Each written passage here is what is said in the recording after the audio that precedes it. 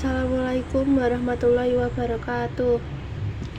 Perkenalkan, nama saya Arilani Lausna. NPM saya 25010300023. Saya dari Rombel K1 Manajemen, Fakultas Ekonomi Universitas Tidar.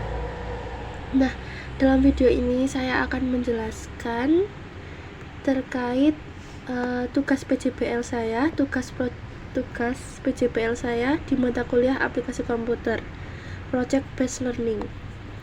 Langsung saja jadi saya akan menjelaskan beberapa pertanyaan, lebih tepatnya ada 5 pertanyaan. Langsung saja masuk ke pertanyaan pertama. Jadi sebelum masuk ke pertanyaan, jadi data ini tuh sudah disediakan ya teman-teman, disediakan lewat ini data PJBL Employee Survey. Oke, yang pertama, berdasarkan dataset yang tersedia, hitunglah jumlah karyawan pada departemen legal yang memiliki tingkat kepuasan kerja sangat tinggi tetapi juga memiliki tingkat stres yang tinggi. Berarti dari soal ini aja sudah kelihatan kalau kita harus cari 3 data di departemen, yaitu data legal, lalu data tingkat kepuasan kerja, dan juga tingkat stres. Kita bisa lihat langsung di ini yang sudah saya coba tadi. Kita ulangi teman-teman, kita ulangi. Nah ini sudah terlihat nih di departemen, berarti ada itu, lalu ada stres, tingkat stres, dan juga ada ini kepuasan kerja, itu job satisfaction. Nah ini kenapa bisa kenapa bisa tahu? Nah ini di sini sudah ada panduannya dari dosen, sudah ada panduannya. Job satisfaction, the employee rating of their job satisfaction on a scale from 1 to 5. Jadi 1 itu bad, 5 itu good. Jadi kepuasan kerjanya kalau 5 tuh sangat tinggi, 1 tuh sangat rendah. Lalu selanjutnya tingkat stres. The employee's rating of their stress level on a scale from 1 to 5. 1 is very stressed, 5 is no stress. Berarti tingkat sangat stresnya, tingkat sangat tinggi itu di 1. Nah, sekarang cara mencari jumlah karyawannya, kita itu bisa menggunakan rumus count, menghitung ya, count, tapi count if. Nah, tambah S. Kenapa tambah S? Karena setahu saya count if tambah S itu bisa menghitung lebih dari 2 variabel atau 2 data gitu ya teman-teman. Nah itu kalau kolom G. Nah ini kita pencet dulu kolom departemennya, lalu kita pencet titik koma. Teman-teman bisa pencet koma juga tergantung komputer atau laptop teman-teman ya. Terus tadi kan kita mencari di departemen legal, lalu legalnya dipencet, titik koma lagi, terus kita masuk ke job satisfaction. Kita kolom W-nya kita pencet titik koma lagi, terus sangat tinggi itu berarti di 5. Tadi kita udah lihat sendiri, kita baca bareng-bareng. Nah terus ini kita masuk ke level stres mana tadi?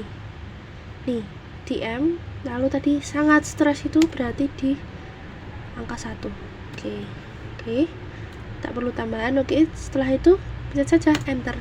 Nah di sini sudah teman-teman bisa lihat jumlah karyawan pada departemen legal yang memiliki tingkat kepuasan kerja sangat tinggi tapi juga memiliki tingkat stres yang tinggi. Oke. Buat ini saya ini ya, biar saya tidak tebal. Oke, langsung lanjut lagi masuk ke soal yang kedua. Gunakan variabel marital status untuk menganalisis rata-rata pengalaman kerja pada kategori status pernikahan. Tentukan kategori dengan rata-rata pengalaman tertinggi dan kategori dengan rata-rata pengalaman terendah. Kemudian jelaskan langkah analisis data yang Anda lakukan. Oke. Nah, di sini pertama tadi marital status kita cari. Nah, di kolom D. Lalu apa ini? pengalaman kerja, pengalaman tuh di Inggris kan jadi experience. Nah ini, nah untuk mempermudah kita, ini kita bisa menggunakan ini teman-teman, kita pencet insert lalu pivot table. Nah ini pivot table from table or ring. Nah ini select a table or ring. Oke. Nah ini untuk mempermudah kita aja, biar gak usah nge-copy paste dulu, kita semuanya aja sampai dari kolom A sampai W. Terus ini location itu kita mau naruh tabelnya di mana. Nah saya di sini aja ya. Set oke. Nah kita akan mencarinya marital status and experience. Klik di centang ya teman-teman. Nah rules-nya kita isi marital status, value-nya kita isi experience. Tapi itu kan kita cari rata-rata, jadi kita ganti, pencet kanan ini, terus value field setting, lalu pencet average. Oke. Nah ini bisa terlihat. Oke. Ini blanknya bisa kita ganti, namanya pun bisa kita ganti namanya dulu, pencet 2 kali, klik. Nah kita ganti ke marital status. Oke, nice. Terus ini blanknya kita pencet sebelah sini, kita jangan centang. Nah sudah jadi. Nah di sini bisa kita lihat teman-teman, rata-rata pengalaman tertinggi dengan rata-rata pengalaman terendah. Tertingginya itu di marital status without, berarti kita tulis ini ya, tertinggi. Terus terendahnya di single.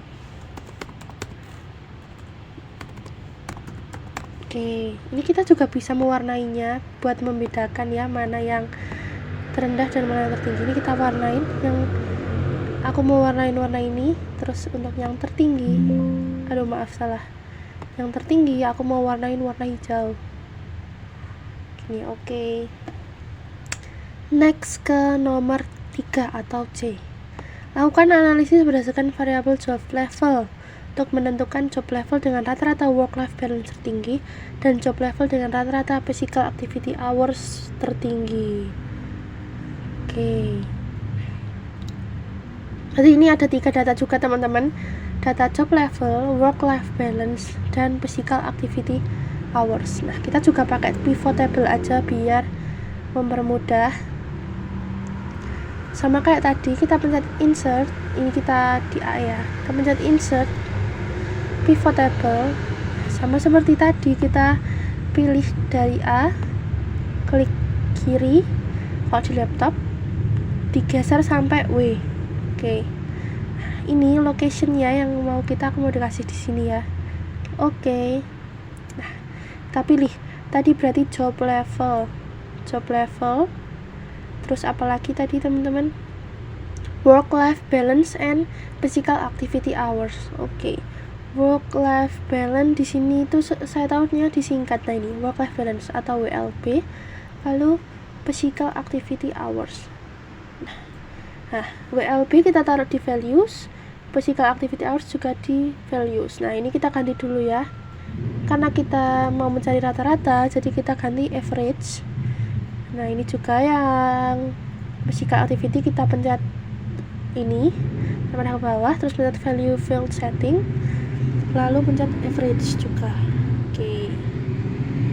Sudah jadi. Nah di sini kita jadi bisa lihat apa tadi yang dicari.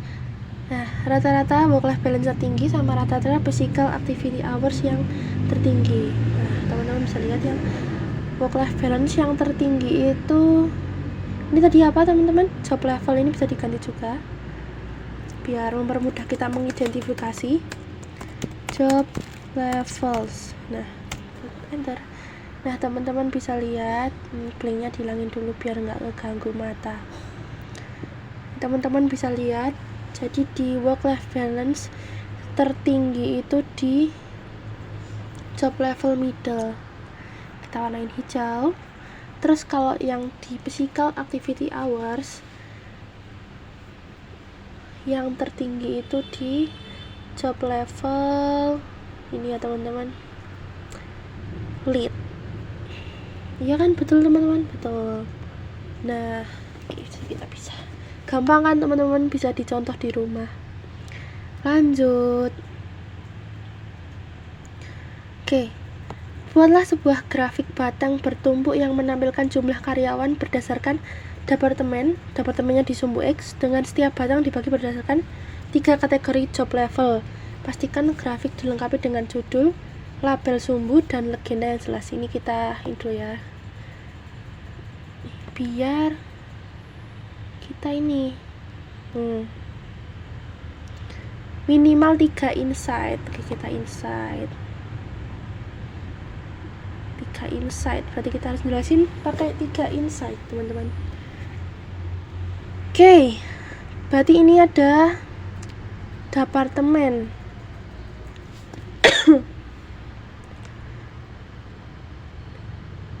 Job level.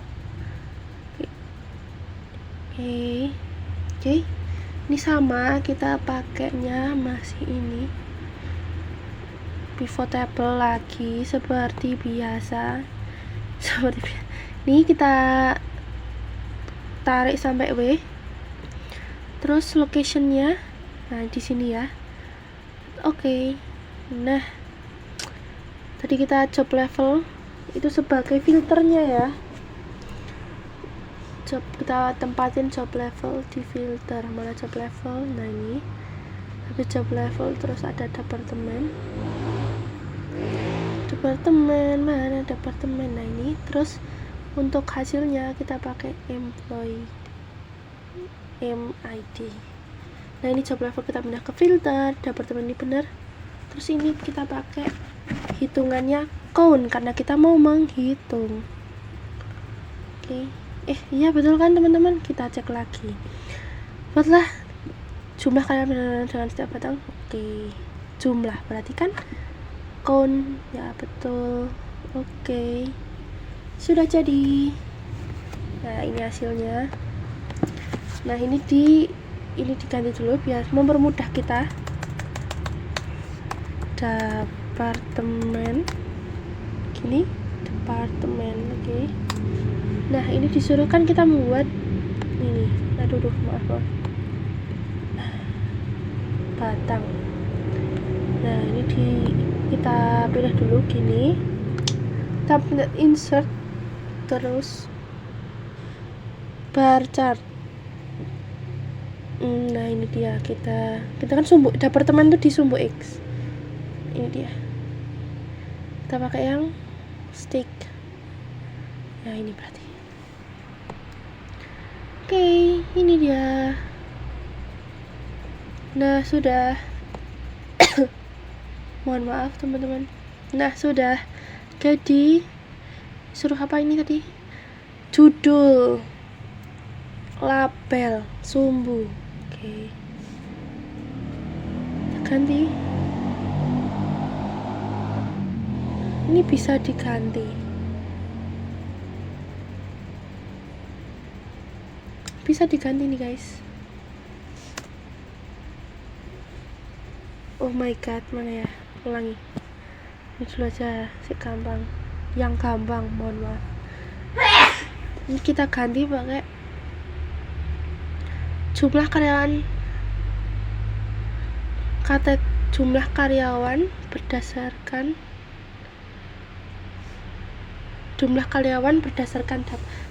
departemen dan job level. Jumlah karyawan berdasarkan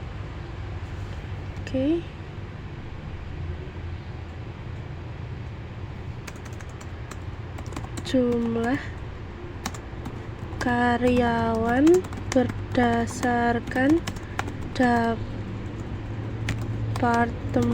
dan job level. Oke. Nicely. Ini kita kecil, nggak bisa dikecilin, ya udah. Nah ini juga bisa kita ganti, harusnya tuh malah hilang. Loh, kok hilang sih guys? Oh my god. Loading ya. Hah? Kok hilang? Oh ini. Anakku shock. Oke.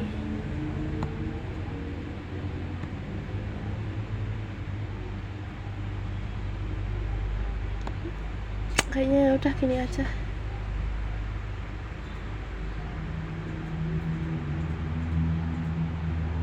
Nah ini kita bisa lihat.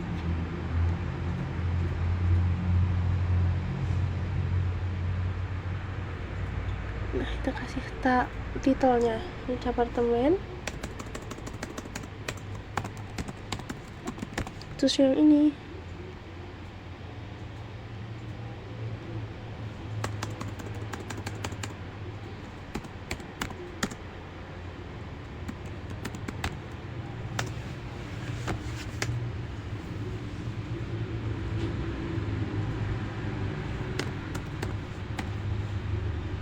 Oke, nice. Nih ya bisa kelihatan tapi memang agak ini. Oke. Lagi 3 inside.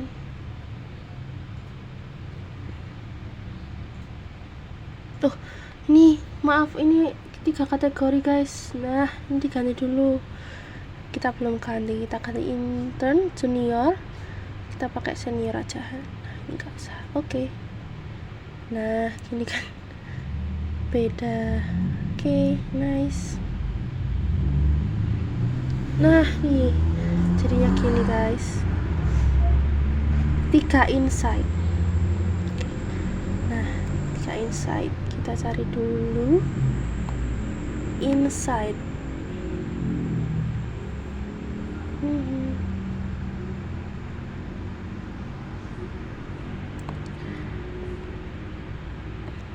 Tiga insight yang bisa dipakai itu di pertemuan 6 kalau nggak salah.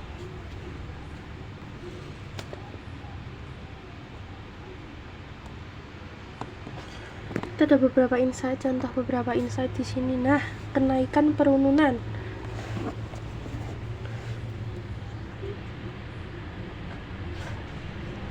Oke, kita pakai yang titik tertinggi.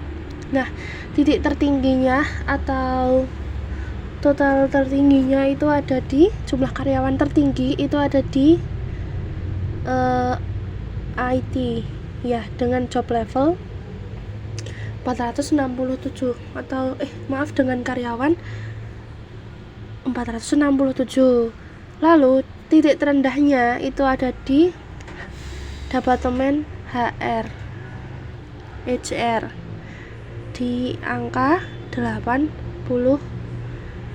teman-teman.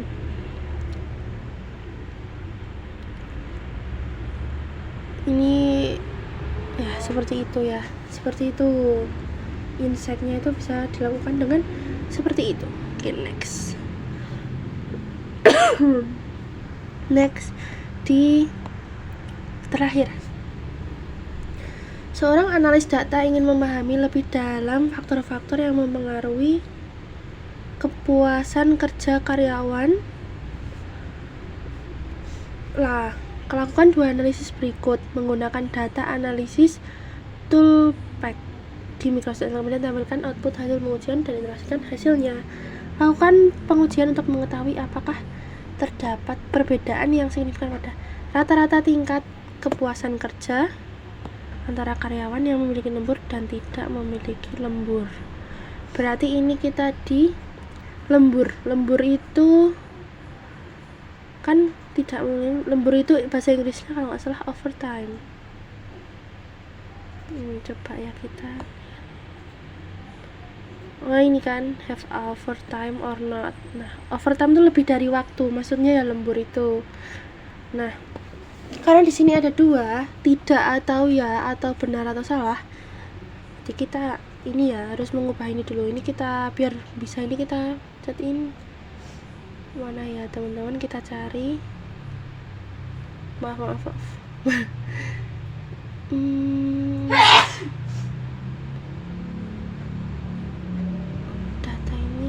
filter, yes, kita pencet. Nah ini bisa kita filter.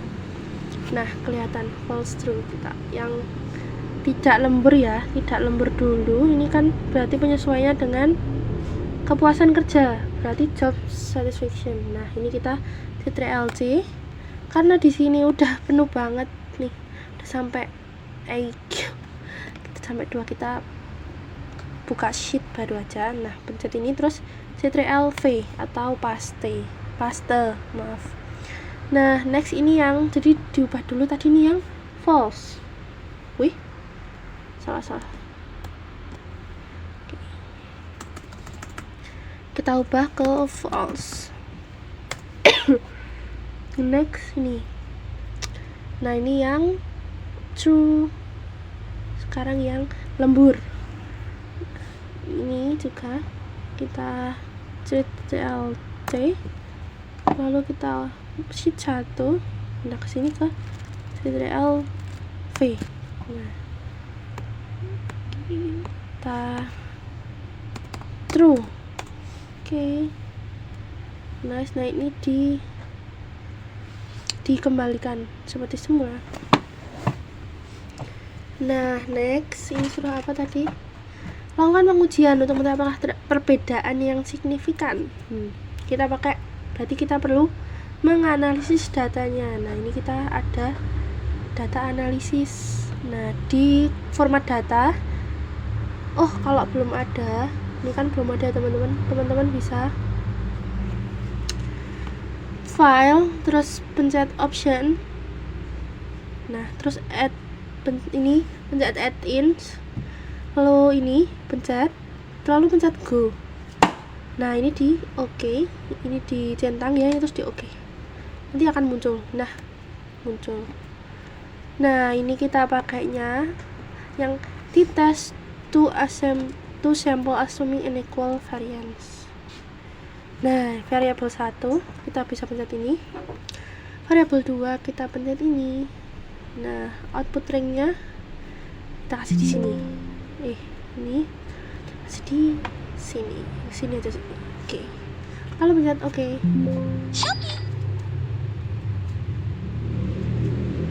Kok tidak bisa? Karena apa?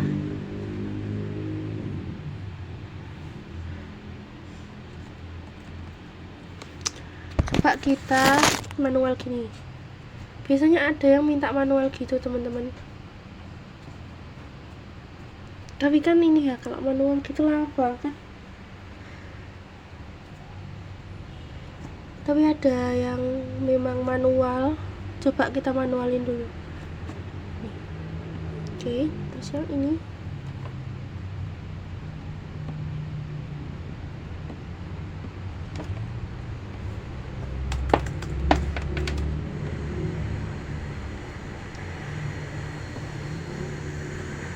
Kita manualin.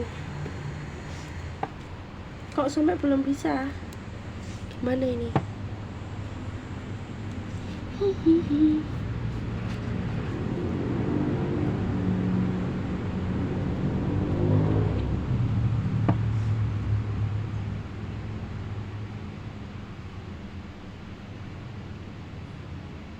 Duh. Ini nggak sampai itu guys, ini coba sampai.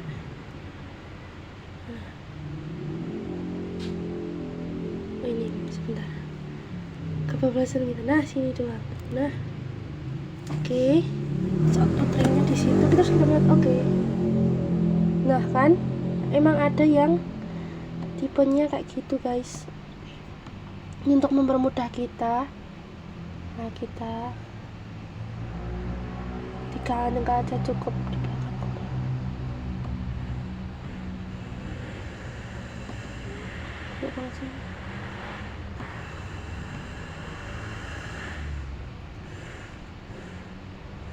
Nah ini berarti adanya, nih bisa dilihat ya, berarti ini ya, kita nih dari sini kita mengetahui ada perbedaan yang signifikan. Kita color warna apa, jadi ada perbedaan yang signifikan antara variabel 1 dan variabel 2 antara rata-rata tingkat kepuasan kerja dan karyawan yang tidak memiliki lembur. Kita tambah CCLV. Nah, oke, next. Nah, yang ini sudah. Terus lakukan pengujian apakah terdapat hubungan antara beban kerja dan tingkat kepuasan kerja karyawan. Beban kerja, tingkat kepuasan kerja. Kepuasan kerja itu berarti tadi apa? Job satisfaction. Lalu untuk beban kerja ini kita bisa cari di sini. Beban kerja itu ada di mana ya?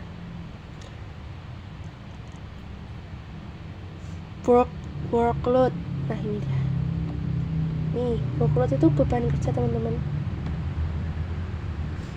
Langsung saja kita eksekusi. Nah, untuk mempermudah ini kita beban workloadnya kita ini, terus kita copy, terus kita pindah ke sheet 1 sini, lalu lagi yang job satisfaction. Nah, ini CCLC, lalu ini CCLV. Nah,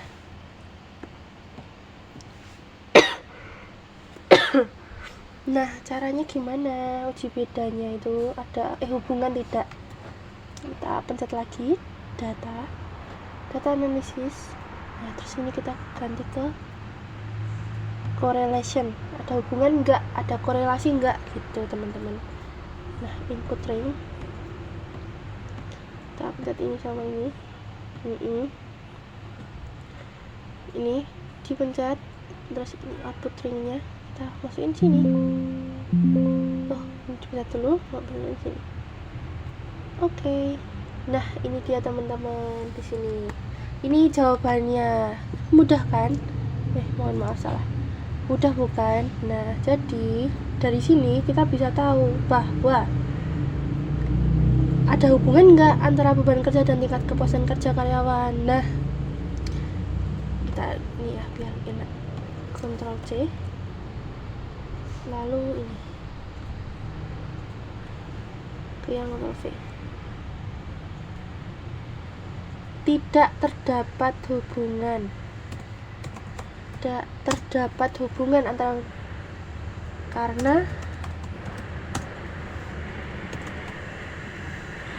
hasilnya negatif. Negatif 0,2.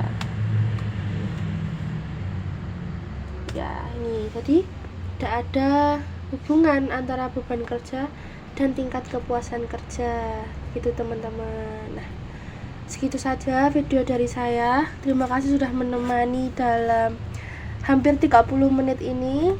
Saya Ariela Husna. Apabila ada salah perkataan atau salah dalam menyampaikan, saya mohon maaf. Wassalamualaikum warahmatullahi wabarakatuh.